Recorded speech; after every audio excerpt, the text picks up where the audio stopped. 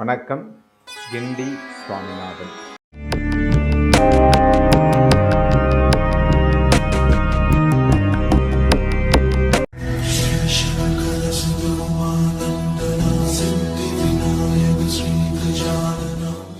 நமச்சிவாய வாழ்க என்று நாம் சொல்வதை கேள்விப்பட்டிருப்போம்.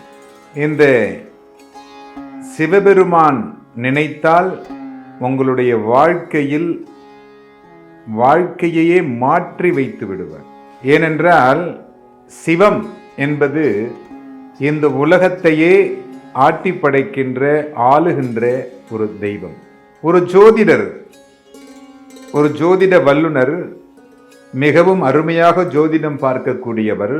அவரை தேடி பக்கத்தில் இருக்கும் கிராமங்களிலும் ஊர்களிலும் இருந்து வந்து ஜோதிடம் பார்த்து செல்லுவார்கள்.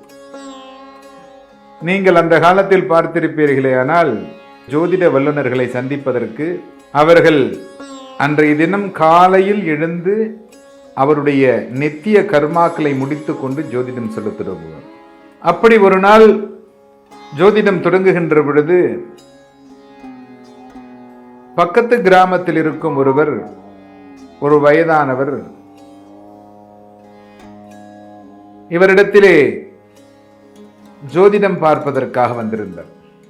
அவர் ஜோதிடத்தை, அவருடைய நேரம் வருகின்ற பொழுது, சுவாமி, நானும் என்னுடைய மனைவி மக்களும் மிகுந்த கஷ்டத்தில் இருக்கிறோம். நீங்கள் என்னுடைய ஜாதகத்தை ஆராய்ந்து அதற்குள்ள பரிகாரத்தை கூறினால் கண்டிப்பாக அதை செய்வேன். அதன் மூலம் எனக்கு விமோச்சனம் கிடைக்கும் என்று விரும்புகிறேன். அதற்கு தாங்கள் அனுமதிக்க வேண்டும் அப்படின்னு சொல்றார். உடனே அந்த ஜோதிடரும் அந்த ஜாதகத்தை வாங்கி பார்த்து ஒரு முறைக்கு இருமுறை அதை கணக்குகள் சரியாக எழுதுகிறோமா என்று பார்க்கிறார். மீண்டும் பிரசன்னம், சோழி பிரசன்னம் போட்டு பார்க்கிறார். ஒரு சில நேரங்கள் ஆன பிறகு, ஐயா, எனக்கு ஒரு முக்கியமான வேலை இன்றைய தினம் இருக்கிறது. என்னுடைய மகனுக்காக சில வேலைகள் செய்ய வேண்டியிருக்கிறது. நீங்கள் நாளைய தினம் வாருங்கள். கண்டிப்பாக உங்களுடைய ஜாதகங்களை வைத்திருக்கிறேன். அதை ஆராய்ச்சி செய்து சரியான பலன்களை உங்களுக்கு சொல்லுகிறேன் அப்படின்னு சொல்றார். இந்த முதியவருக்கு அவ்வளவு தூரம் நடந்து செல்ல வேண்டும். சரி, செல்லுவோம் என்று சென்று கொண்டிருக்கிறார். அப்பொழுதெல்லாம் இந்த வயல்வெளியில் நடந்து செல்லுவார்கள். அது ஒரு கோடை மழை காலம். இந்த கோடை மழை காலத்திலே மேகம் கருத்து திடீரென்று மழை வருகிறது. வயல்வெளிகளில் ஒதுங்குவதற்கு இடமில்லை. நடையும் ஓட்டமாக ஓடி சென்று அங்கே இருக்கக்கூடிய ஒரு பாழடைந்த மண்டபத்திலே அவர் உட்காருகிறார். அந்த மண்டபத்தை பார்க்கின்ற பொழுது ஒரு சிவாலயம். இவருக்கு ஒரு எண்ணம் தோன்றுகிறது. இந்த சிவாலயம் எவ்வளவு பழுதடைந்து இருக்கிறது, இதை நாம் கும்பாபிஷேகம் செய்ய வேண்டும். இதை நல்ல சபதியார் வைத்து சுத்தம் செய்து முறை பிரகாரம் இந்த கோயிலை எழுப்பி கும்பாபிஷேகம் செய்ய வேண்டும் என்று நினைக்கிறார்.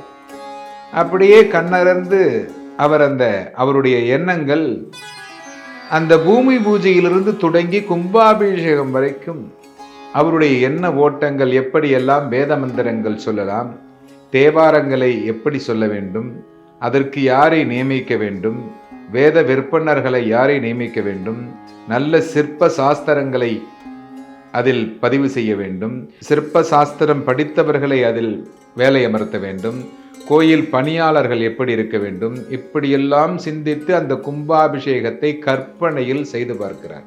மழை கொஞ்சம் வலுவாக பெய்து ஒரு இடி இடிக்கிறது. கண் திறந்து பார்க்கிறார். அந்த மின்னல் வெட்டில் மேலே இவருக்கு மேலே ஒரு கருநாகம் படமெடுத்து இருப்பதை பார்க்கிறார். பார்த்தவுடன் மழையை கூட மறந்து வெளியே ஓடி வருகிறார். வெளியே ஓடி வந்த அடுத்த நிமிடம் ஒரு பெரிய இடி அந்த மண்டபத்தின் மீது விழுந்து அந்த மண்டபம் சுக்குநூறாக உடைந்து விடுகிறது. அதன் பிறகு வீட்டிற்கு சென்றுவிட்டு மறுநாள் காலை அந்த ஜோதிடரை சந்திப்பதற்காக செல்லுகிறார். இந்த ஜோதிடருக்கு இவரை பார்த்தவுடனே ஒரு ஆச்சரியம்.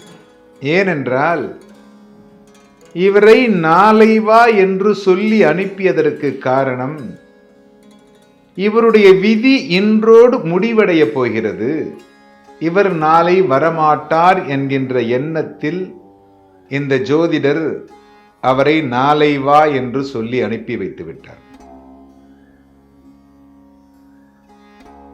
ஆனால் அந்த முதியவர் தன் முன்னே நிற்கின்ற பொழுது, நாம் பார்த்த ஜோதிடம் தவறாக இருக்குமோ? ஏன்னா இன்னைக்கு நிறைய பேர் என்ன சொல்றாங்க அப்படின்னா, ஜோதிடத்தை பார்க்கிறார்கள், பார்த்துவிட்டு நீங்கள் கூறியது நடக்கவில்லையே, அதற்கு காரணம் என்ன என்றால், நீங்கள் தர்மமான முறையில் நடந்து கொண்டால் உங்களுக்கு எல்லாம் நல்ல விதமாகவே நடக்கும். இவரை பார்த்தவுடனே ஆச்சரியம், என்ன செய்வதென்று தெரியவில்லை. மீண்டும் சோழியை போட்டு பார்க்கிறார். நேற்றைக்கு போட்ட கணக்கு சரியாக இருக்கிறது. சரி, இன்றைக்கு எப்படி நடந்திருக்கலாம் என்று சோழியை போட்டு பார்க்கிறார். பார்க்கிற பொழுது கேதுவனுடைய அனுகிரகம் அதிகமாக இருக்கிறது. ஒன்று குலதெய்வமாக இருக்க வேண்டும், இல்லை என்றால் சிவபெருமானுடைய அனுகிரகமாக இருக்க வேண்டும். இவர் எப்படி ஒரு சிவன் கோயிலை கட்டி கும்பாபிஷேகம் செய்திருக்க முடியும்? அப்படி செய்திருந்தால் இந்த பலன் கண்டிப்பாக இவருக்கு கிடைத்திருக்கும். எப்படி ஒரு நாள் இரவில் இதை செய்திருக்க முடியும்?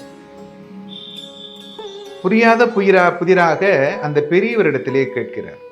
நேற்றைய தினம் உங்களுடைய வாழ்க்கையில் நடந்த நிகழ்வுகளை கூறுங்கள். அவர் நேற்றைய தினம் நடந்த அவ்வளவு நிகழ்வுகளையும் கூறியவுடன் ஒரு கும்பாபிஷேகத்தை எப்படி செய்வது என்று எண்ணி பார்த்ததற்கே இவ்வளவு பெரிய பலன், மரணத்தையே விலக்கக்கூடிய பலன். இதுதான் மார்க்கண்டேயர். சிவமே சிவமே சிவமே என்று தினமும் சிவனையே வழிபாடு செய்து காலனை காலால் உதைக்க வைத்த மார்க்கண்டேயர். அதேபோல் சிவமே சிவமே என்று நாம் வாழ்ந்து வந்தோமே, ஆனால் நம்முடைய வாழ்க்கையில் நிறைய மாறுதல்களை கொடுக்கக்கூடிய இறைவன். அப்படிப்பட்ட இறைவனை பிரதோஷ காலங்களில் வழிபாடு செய்யுங்கள். முடிந்த அளவு நமச்சிவாய மந்திரத்தை தினம்தோறும் கூறுங்கள். இதை கூறினால் கண்டிப்பாக உங்களுக்கு இது போன்ற பலன்கள் கிடைக்கும். நல்லதையே நினைத்து நல்லதையே நடக்கும் என்று கூறி விடைபெறுகிறேன். நன்றி.